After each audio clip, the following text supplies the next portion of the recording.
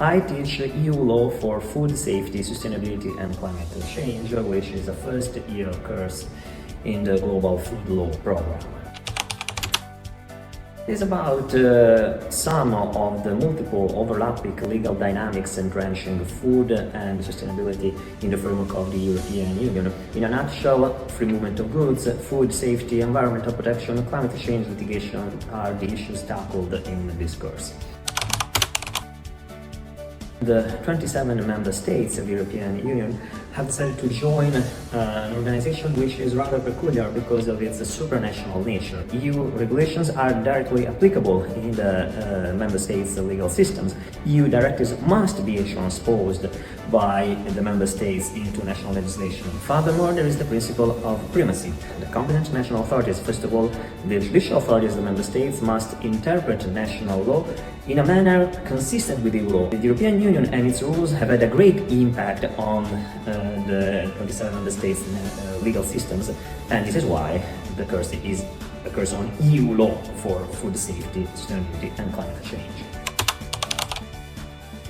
There has been a lot of misunderstanding and perhaps disinformation on that.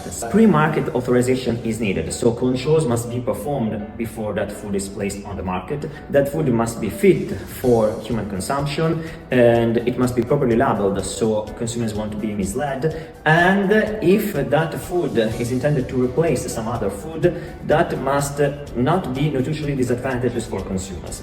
Now, the European Union has authorized the placing in the market of some food derived from insects, for instance, house crickets. Sure, that it's possible to eat that kind of food, but no, the European Union won't force you to eat insects. If you want, you can.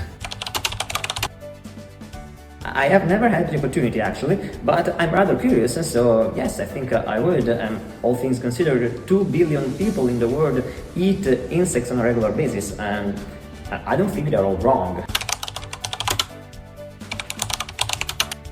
We cannot do that, but we can bring legal actions against national governments for not doing enough in order to tackle climate change. National courts and international courts may sanction national governments not having done enough, therefore not fighting properly climate change. It's an ambitious program whose purpose is to tackle some of the key challenges of our time, meaning food and environmental sustainability. To address these issues properly and consciously, it is necessary to study the underlying problems. The right guides are needed in that regard. I guarantee you that the Global Food Law program provides its students with all that. You have the opportunity to deal with the possibility of eating insects and the possibility of fighting climate change in courthouses. Isn't that enough?